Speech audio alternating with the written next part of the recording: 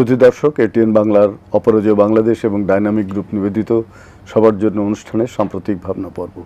এই পর্বে উপস্থিত আছেন আমাদের দুজন সমাজের নারী এবং শিশুদের নিয়ে কাজ করছেন অপরাজেয় বাংলাদেশ। সে অপরাজেয় বাংলাদেশের নেতৃস্থানীয় আমাদের সঙ্গে আছেন জনাব হুমায়ুন কবির, পরিচালক কর্মসূচি অপরাজেয় বাংলাদেশ।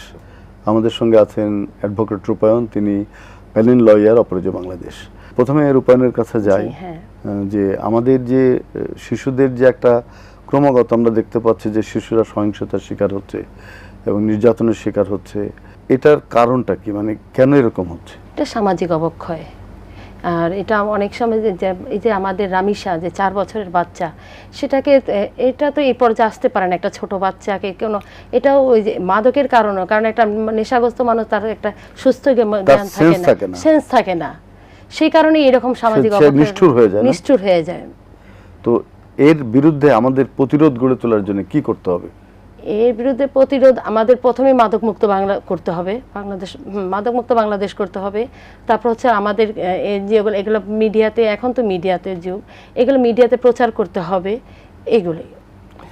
আপনার কাছে আমি আবার আসছি, আমি হুমায়ুন কবিরের কাছে যাচ্ছি, যে এই যে অপরাজেয় বাংলাদেশ দীর্ঘদিন থেকে শিশু এবং নারীদের জন্য কাজ করছে, বিশেষ করে প্রান্তিক এবং অবহেলিত শিশু নারীদের জন্য, যে উনি যে বললেন যে মাদকের কথা, তো মাদকের বিরুদ্ধে আপনাদের কোনো কর্মসূচি আছে কিনা? আপনি তো পরিচালক কর্মসূচি। আমি একটু পিছনের দিকে থেকে কথা বলি। সেটা হচ্ছে যে অপরাজেয় বাংলাদেশ দীর্ঘ 30 বছর এই ডেভেলপমেন্টস ফিল্ডে কাজ করছে। এখন অপরাজেয় বাংলাদেশের 31 বছর চলছে। তো আমরা এই 31 বছর সময় এটা একটা অনেক বড় একটা জার্নি আমরা পার হয়ে আসছি, এবং সেখানে আমরা শিশুদের জন্য, প্রান্তিক নারীদের জন্য, ইয়ুথদের জন্য আমরা কাজ করছি। এবং আমাদের কাজ করার হাতিয়ার হচ্ছে যে সরকারি যে বিভিন্ন ধরনের পলিসি, ইউএনসিআরসি, শিশু আইন, সিডো, এগুলোকে বেস ধরেই করা। যেহেতু অপরাজেয় বাংলাদেশ হিউম্যান রাইটস অর্গানাইজেশনস, এবং আমরা রাইটস বেসকে ধরেই আমাদের কাজগুলো। সেই ক্ষেত্রে আমরা লিগ্যাল রাইটস নিয়ে আমরা কাজ করছি, উইমেন রাইটস নিয়ে আমরা কাজ করছি, আমরা ডিজিটাল রাইটস নিয়ে আমরা কাজ করছি। পাশাপাশি উইমেন রাইটসের জন্য যে তারা যখন জেন্ডার বেসড ভায়োলেন্সের শিকার হয়, তারা কোন জায়গায় যাবে। হ্যাঁ, প্রথমে তারা যে বিভিন্ন সরকারি যে বিভিন্ন কমিটি আছে, যেমন হচ্ছে চাইল্ড ওয়েলফেয়ার কমিটি ইউনিয়ন পর্যায়ে, উপজেলা পর্যায়ে, লিগ্যাল এইড কমিটি উপজেলা পর্যায়ে, ইউনিয়ন পর্যায়ে, এই কমিটিগুলোতে তারা কিন্তু ইনফর্ম করবে। এবং আমাদের কাছে আসলে আমরা তাকে সরাসরি লিগ্যাল সাপোর্টটা আমরা দিচ্ছি। আমাদের সাথে আমাদের আপা আছে, আমাদের প্রায় প্রতিটা ডিভিশনাল শহরে যেগুলোতে আমরা কাজ করি, আমাদের প্যানেল, অ্যাডভোকেট প্যানেল আছে, আমাদের জার্নালিস্ট প্যানেল আছে। তো এই প্যানেলের মাধ্যমে আমরা এই সেবাটা দিয়ে থাকি। পাশাপাশি এই সাধারণ মানুষ যেন সোচ্চার হয়, হ্যাঁ, তারা যেন তাদের কথা বলতে পারে, এই বলার জায়গাটা আমরা তৈরি করে দিয়েছি, প্ল্যাটফর্মটা আমরা তৈরি করে দিয়েছি, যে কোনো ধরনের সহিংসতার ঘটনা ঘটলে তারা কোথায় রিপোর্ট করবে। গভর্নমেন্টের যে বিভিন্ন হেল্পলাইন নাম্বারগুলো আছে, ওরা ওই জায়গাগুলো তারা ইউজ করবে, তারা ওখানে ইনফর্ম করবে, জানবে। আর যে বিষয়গুলো আসছে, যে ঘটনাগুলো আমাদের দেশে বর্তমান হলো, যেটা রামিসার ঘটনা আমরা দেখতে পেলাম, আমরা কিছুদিন আগে আসিয়ার ঘটনা দেখতে পেলাম, তো এই জায়গাগুলোতে মিডিয়া অনেক বেশি তৎপর, এবং আমরাও কিন্তু ওই জায়গাগুলোতে গিয়েছি। আমাদের কাজটা হচ্ছে যে আমরা মানুষকে ইনফর্ম করব, তারা তাদের অধিকারের কথা জানতে পারবে, তারা অধিকারের কথা বুঝতে পারবে, এবং কোথা থেকে সেবাটা পাবে, এই দোরগোড়ায় পৌঁছার জন্য আমাদের এই কাজটা। অনেক ধন্যবাদ হুমায়ুন কবির। আমি আবার রূপায়ণের কাছে যাই। এই যে দোরগোড়ায় পৌঁছে দেওয়া, এর জন্যে যারা ভিকটিম, তারা তো আপনাদের কাছে আসবে। এই যে আসার ক্ষেত্রে কিন্তু একটা প্রতিবন্ধকতা আছে। সবসময় যে পুলিশের কাছে গেলে তারা সহায়তা পাচ্ছে সেটা নয়, কারণ এখানে আবার অনেক মধ্যস্বত্বভোগী থাকে, মানে তারা ওই পুলিশ পর্যন্ত পৌঁছানোর মতো সাহসও অনেকের নেই, হয়তো গেলেও সঠিকভাবে তারা বিচারটা পাচ্ছেও না, এরকম হয়। তো এই সমস্ত ভিকটিমদের ক্ষেত্রে আপনারা কি করেন? আমরা মিডিয়ার মাধ্যমে জানলে সেখানে আমরা যাই, তারপর আমাদের অনেক হেল্পলাইন আছে, অপরাজয়ের কিছু হেল্পলাইন আছে, সেই হেল্পলাইনের মাধ্যমে আমরা জানতে পারি। যার কোনো অর্থ নেই, কড়ি নেই সমাজে, সেটা আমাদের, তখন আপনারা কি করেন? তখন আমরা ওটা ওই যে অপরাজয় বাংলাদেশ আছে, তারপরে আরো কিছু সরকারি সংস্থা আছে, এদের মাধ্যমে আমরা এগুলো করি। এগুলো করেন? হ্যাঁ। এখন এটা কি একদম ধরেন ঢাকা শহর, রাজধানী কিংবা জেলা শহরগুলো, কিন্তু প্রান্তিক যারা একদম গ্রামে থাকে তাদের কি হয়? যেগুলো মিডিয়ার বাইরে বা এই যে আপনি বললেন প্রান্তিক, সেখান থেকে আমরাও কিছু জানতে পারি, আছে অনেকে জানে মানে যে বলে ইউনিয়ন যে এবং থানা পর্যায়ে হ্যাঁ, ধরুন থানা এরকমগুলো অনেক তো ঢাকা শহরে ঘুরছে বলে হ্যাঁ, পেপার পত্রকে একদম ছয়লাভ, তাই না? কিন্তু দেখা গেলো গ্রামে তখন ওখানে ওই তাদের নির্যাতন হয়, কিন্তু তারা এই পর্যন্ত হয়তো হ্যাঁ, লজ্জায় বলেন অনেক সময়। ওইটা যদি এর গ্রামের চেয়ারম্যান বা সালিশি পরিষদ যদি বলে, আমাদের অনেক সময় বলে ফোন দেওয়া যে আপনার ওনাকে পাঠাচ্ছি, আপনার একটু ব্যবস্থা করেন, তখন আমরা এইভাবে করি আর কি। আসলে কি তারা ন্যায় বিচার পায় সবসময়? ন্যায় বিচার তো অবশ্যই পাওয়া উচিত এবং দরকার, কারণ হচ্ছে হলো আমাদের এই যে ছোট ছোট বাচ্চাগুলা, এগুলা তো আমাদের সামনে, এখানে আমিও তো একজন মা, দেখুন যদি যে একজন বিচার করে, হয়তো বিচারক একজন নারীও হতে পারে, একজন পুরুষও হতে পারে, পুরুষও তো একজন বাবা, তখন তো সে বিবেকের দিক দিয়েও তো একটা ন্যায় বিচার করতে পারে, করবে, অবশ্যই করবে, করবে না কেন? আপনি কি মনে করেন আপনারা যে লক্ষ্য, স্বপ্ন এবং উদ্দেশ্য নিয়ে কাজ শুরু করেছিলেন, কিছুটা হলেও সেটা আপনারা অর্জন করতে পেরেছেন? আমাদের কাজের অনেক সফলতা আছে। তো সো এই ক্ষেত্রে আমরা মনে করি যে আমাদের যে শিশুদের জন্য, নারীদের জন্য, ইয়ুথদের জন্য যে অধিকার নিয়ে আমরা কাজ করছি, এটা আমরা বাস্তবায়ন করছি। সাম্প্রতিক কালে যে ঘটনাগুলো ঘটছে সেগুলো তো পত্রিকায় আসছে, আমরা যেগুলো জানি দৃশ্যমান বিচার হচ্ছে, বাকিগুলো যেগুলো বিচার হচ্ছে না, সেই যে দীর্ঘসূত্রিতা, এটা কাটানোর জন্য আপনারা কি করছেন? এটা প্রথমে তো আমাদের যে একটা আছে, আমাদের 45,000-এর মতো মামলা আছে নারী শিশু আইনে, কিন্তু আমাদের অনেক যেগুলো মিডিয়াতে আসতেছে সেগুলো আমরা দ্রুত বিচার করতে পারতেছি, কিন্তু বাকিগুলো আমাদের অনেক দীর্ঘসূত্রিত হচ্ছে, কারণ আমাদের বিচারকের অভাব, আমাদের এজলাসের অভাব, এগুলো আমাদের পূরণ করতে হবে। তারপর হচ্ছে সাক্ষীর এটা যে আমাদের সাক্ষীগুলো, হ্যাঁ সাক্ষীর দুর্বলতা, আমাদের সাক্ষীগুলো আসতে চাচ্ছে না, ভয়ে যে আমি যে সাক্ষী দিয়ে আসবো কোর্টে, আসামি আমাকে আবার কিছু করবে না, অনেকে আবার কোর্টকেও ভয় পায়, আবার কোর্টকেও ভয় পায় যে কিভাবে আমি সাক্ষী দিতে যাব। এই জন্য আমাদের হ্যাঁ বিচারকগুলো একটু, বিচার ব্যবস্থাটা একটু বিলম্ব হচ্ছে। এবং যে মামলাটা আমাদের ধরেন এই রেপের মামলাটা, আমাদের ডিএনএ টেস্টটা যদি আমরা 2 দিনে করাই দিই, সেটা তো আমাদের দ্রুত বিচার হবে, কিন্তু আমরা ডিএনএ টেস্টের জন্য পাচ্ছি না। যে একটা আসামি যদি গ্রেপ্তার হয়, তখন তার চার্জশিটটা 15 দিনে দেওয়া সম্ভব, কিন্তু আসামি যদি গ্রেপ্তার না হতে পারে, তার চার্জশিটটা 30 দিনে দিচ্ছে, সেই জন্য এদিক দিয়েও আমাদের অবহেলার শিকার হচ্ছে। যেগুলো মিডিয়া আসতেছে সেগুলো আমাদের দ্রুত বিচার, যেমন আসিয়া, রামিসা, মিডিয়ার বাইরে যে আসে তার বিচারও দ্রুততর করা উচিত। ওই যে এজলাসের অভাব, বিচারকের অভাব। খুব সত্যি কথা বলেছেন, অনেক ধন্যবাদ রূপায়ণ, অনেক ধন্যবাদ হুমায়ুন কবির, আপনারা যে এসেছেন। অনেক কথা আমরা বললাম যেগুলো আমরা চাই আমাদের সমাজে বাস্তবায়িত হোক। অপরাজয় বাংলাদেশের এই কাজগুলো নিশ্চয়ই সমাজের স্বীকৃতি পেয়েছে। আমাদের ডক্টর রহিদা বানু, তার প্রতিও আমাদের শ্রদ্ধা। ভালো থাকবেন আপনারা। ধন্যবাদ আপনাকে, ধন্যবাদ আপনাকে, এটিএন বাংলাকে। প্রিয় দর্শক, এটিএন বাংলার অপরাজয় বাংলাদেশ এবং ডায়নামিক গ্রুপ নিবেদিত সবার জন্য অনুষ্ঠানের লেখক পর্ব। এই পর্বে উপস্থিত আছেন আমাদের এই সময়ের একজন কবি, আউয়াল খন্দকার। তার গ্রন্থের নাম একটু অন্যরকম, ঈশ্বরের জন্য এক সমুদ্র রক্ত। কি তাৎপর্য এটার?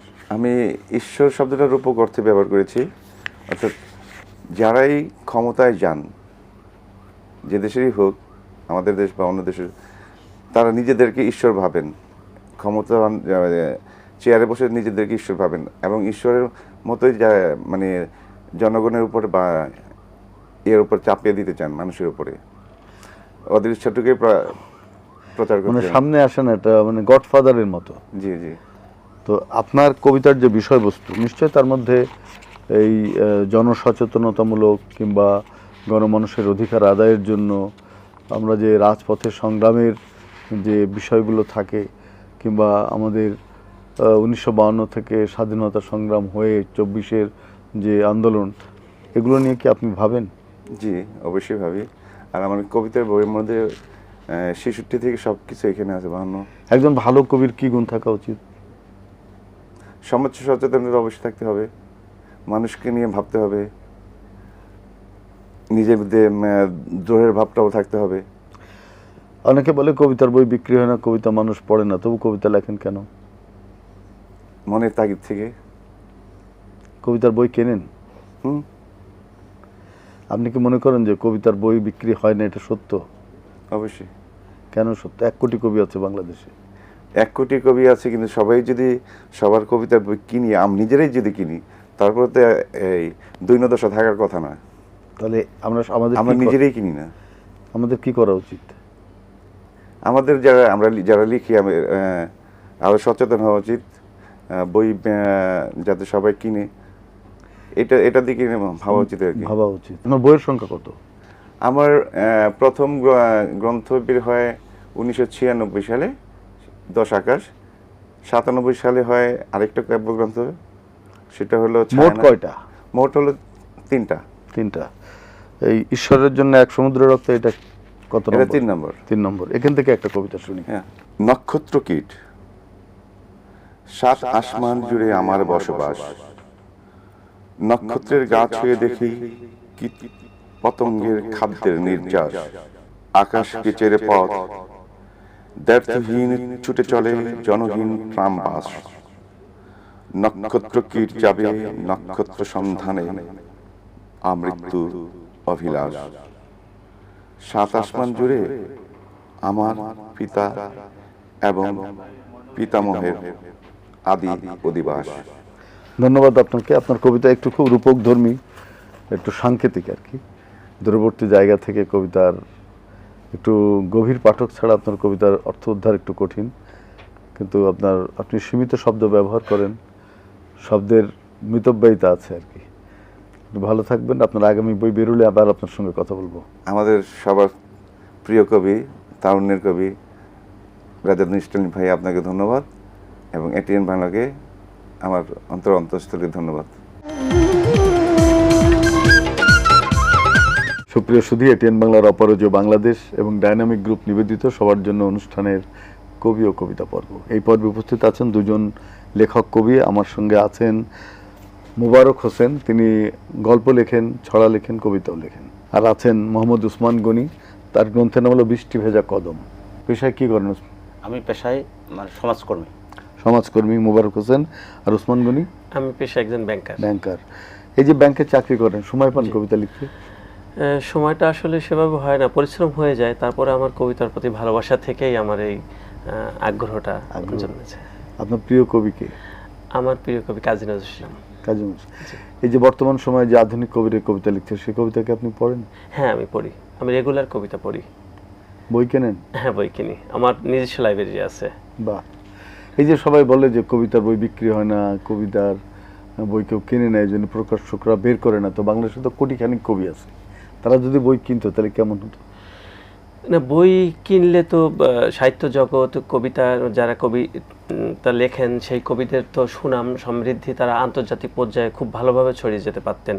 তারপরেও কবিরা কিন্তু পিছিয়ে নেই, কারণ প্রত্যেকটা আন্দোলন সংগ্রাম এবং সমাজের প্রত্যেকটা জায়গায় কিন্তু কবিতায় স্পর্শ করে।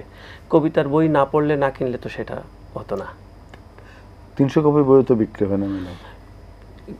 বই বিক্রি হয় না সেটা ঠিক আছে, বাট এখন অনলাইনের যুগ, এই কারণে বেশিরভাগই মানুষ ডিজিটাল প্ল্যাটফর্মে, ফেসবুকে বা ইয়েতে বেশি পড়ে। লাইক, কমেন্ট, ভাইরাল, এগুলোর সাহিত্যে কোনো মূল্য আছে? এগুলো সাহিত্যে মূলত মূল্য নাই, কিন্তু প্রকৃতপক্ষে এই বই পড়াটা আমাদের মূল্য বেশি। প্রচার হয় কিছু না? হ্যাঁ, কিছু প্রচার হয়। মানুষ কি মনে রাখে? ধরেন একটা কবিতা 5000 আপনার লাইক পড়ে গেল, কিংবা অনেক ভাইরাল হয়ে গেল, তাতে কি ওই কবি সামনে এগোতে পারে? তার পাঠক তৈরি হয়? কিছুটা পাঠক তৈরি হয়, আমি মনে করি এটা। এবং দেখেছিও যে এই আমার কিছু কবিতার বই রকমারি থেকে অর্ডার হয়, তখন দেখা যায় কি ওই শর্ট পড়লে এই প্রকাশক আমার কাছে খুঁজে বই আছে। প্রকাশকের কি রয়্যালিটি দেয়, মানে সম্মানী দেয় বই বের করে, নাকি নিজেকেই টাকা দিয়ে বই বের করতে হয়? আমাকে 20% রয়্যালিটি দেয়। 20% রয়্যালিটি দেয়। এটা সঠিক মানে কতটা বিক্রি করে সেটা জানি না, তবে আমাকে যেটা বলা হয় যত বিক্রি হয়েছে ওটার উপরেই দেয়। ওটাই আমি বিশ্বাস ভূতের গল্প লেখেন, ভূত আছে? না, ভূত বলে তো আছে কিনা সেটা আমি নিজেও দেখি নাই, তবে মানে বিভিন্ন ইয়ে থেকে অনুপ্রাণিত হয়ে আমার বাপদাদার কাছে যে গল্প শুনতাম বা গ্রামের মানুষের কাছে যে গল্প শুনি, সেটা কতটুকু সঠিক জানি না, কিন্তু তার থেকে অনুপ্রাণিত হয়ে আমার এটা লেখা। আপনি সবচেয়ে বেশি তো 3টাই আপনি লেখেন, গল্প, ছড়া, কবিতা। তো কোনটা লিখে আপনি শান্তি বোধ করেন? আমি আসলে মূলত কবিতার ছড়ার মধ্যেও শান্তি পাই, পাশাপাশি এই উপন্যাস এবং সামাজিক গল্পগুলোর মধ্যে আনন্দ বেশি। আচ্ছা, আজকে আমরা একটা ছোট্ট ছড়া শুনি, ওর কাছে কবিতা শুনবো, আপনার কাছে ছড়া শুনি। ছড়ার নাম হলো মুক্ত বিহঙ্গন। যেভাবে যা কাটছে সময় ভাবছি অকারণ, জীবন্ত নয় বইয়ের পাতা বাংলা ব্যাকরণ। আধারে লেখ হচ্ছে আলো, আলোয় অবহেলা, সকাল যদি মন না ভরায় লাভ কি সাজের বেলা। শোকে বাঁধা সুতায় গাধা চায়না সাত কাহন, যন্ত্রণা তো নয় মানুষ আমি মুক্ত বিহঙ্গ। বাহ, খুব সুন্দর, ভালো লাগলো ছড়া। ধন্যবাদ। আচ্ছা, আমাদের উসমান গনি, এই আপনি তো বৃষ্টি ভেজা কদম বইয়ের নাম দিয়েছেন। আজকে যে কবিতাটি আমরা শুনবো তার মধ্যে কদম ফুল আছে? হ্যাঁ জি আছে। বৃষ্টি ভেজা কদম কবিতার বইয়ের নাম এবং আমার লেখার কবিতার নামও। আষাঢ়ের মাঝামাঝি কদমের ফুল ফুটেছে সবে নক্ষত্রের মতো, বৃষ্টির শীতল জলে সিক্ত তুমিও কদম বিলাসী এক পূজারিণী। সমুদ্রের ঢেউ মেদুরে তোমার দুটি চোখ, প্রলুব্ধ ঠোঁটের অমৃত ছলে, হাল ভাঙা নাবিকের মতো সমুদ্র প্রেমিক আমি। বালু জল বৃষ্টি মেঘে রৌদ্র তপ্ত দুপুর, কুয়াশার ভোর দোয়েল শ্যামা, ঝাউদোলা বিকেল শঙ্খচিল সন্ধ্যের অরুণিমা। চাঁদ তারা ফুল নিশীতের জোনাকি, নাগনিত্রে লীলা মিশে সব, কেবলই প্রেমানুরোগ পরম মাখা পুষ্প পূজারী। আপনার পাবলো নেরুদার কবিতা পড়েন আপনি বেশি? হ্যাঁ আমি পড়েছি, জি। পাবলো নেরুদার প্রভাব আছে আপনার কবিতায়, আচ্ছা, কিন্তু আপনার কবিতা ভালো। ধন্যবাদ। স্বপ্ন কি এক কথায় বলবেন? আমার স্বপ্ন, যেহেতু আমি কবিতা নিয়ে কাজ করতেছি, বাংলাদেশের সাহিত্য অঙ্গনে কবিদের একটা, যেমন আগে জীবনানন্দ, নজরুল বা রবীন্দ্রনাথের যে ধরনের একটা পরিচিতি ছিল, সমৃদ্ধ ছিল, তাদের সুনাম ছিল, কবিদেরও তেমনই সুনাম সমৃদ্ধি ছড়িয়ে পড়বে আমি বিশ্বাস করি। আপনার স্বপ্ন? আমার স্বপ্ন, আমার ভিতরে যদি কিছু আলো থাকে, সেই আলো সকল মানুষের মধ্যে ছড়িয়ে দেওয়াই আমার প্রকৃত স্বপ্ন। দুজনকে অনেক ধন্যবাদ, ভালো থাকবেন আপনারা। ধন্যবাদ আপনাকেও, ধন্যবাদ এটিএন বাংলাকে। ধন্যবাদ আপনাকে, ধন্যবাদ এটিএন বাংলাকে। সুপ্রিয় সুধী, এটিএন বাংলার অপরাজয় বাংলাদেশ এবং ডায়নামিক গ্রুপ নিবেদিত সবার জন্য অনুষ্ঠানের আবৃত্তি পর্ব। এই পর্বে উপস্থিত আছেন দেশের বিশিষ্ট আবৃত্তি শিল্পী ফারহিন তামান্না। কেমন আছেন আপনি? ভালো আছি। কোন কবিতাটি পড়বেন? আজকে আমি হেলাল হাফিজের প্রস্থান কবিতাটি পড়ব। শুনি আমরা। এখন তুমি কোথায় আছো, কেমন আছো, পত্র দিও। এক বিকেলে মেলায় কেনা খামখেয়ালির তালপাখাটা খুব নিশীথে তোমার হাতে, কেমন আছে, পত্র দিও। ক্যালেন্ডারের কোন পাতাটা আমার মতো খুব ব্যথিত, টাগর চোখে তাকিয়ে থাকে তোমার দিকে, পত্র দিও। কোন কথাটা অষ্টপ্রহর কেবল বাজে মনের কানে, কোন স্মৃতিটা উস্কানি দেয় ভাসতে বলে প্রেমের বাণী, পত্র দিও, পত্র দিও। আর না হলে যত্ন করে ভুলেই যেও, আপত্তি নেই। গিয়ে থাকলে আমার কাছে, কার কি তাতে। আমি না হয় ভালোবেসেই ভুল করেছি, নষ্ট ফুলের পরাগ মেঘে পাঁচ দুপুরের নির্জনতা খুন করেছি। কি আসে যায়, কি আসে যায়, এক জীবনে কতটার নষ্ট হবে, এক মানবী কতটাই বা কষ্ট দেবে। এক জীবনে কতটার নষ্ট হবে, এক মানবী কতটাই বা কষ্ট দেবে। বাহ, অনেক ধন্যবাদ ফারহিন তামান্না, আপনাকে চমৎকার পড়লেন আপনি। ধন্যবাদ আপনাকে এবং ধন্যবাদ এটিএন বাংলার সকল সংশ্লিষ্ট সবাইকে।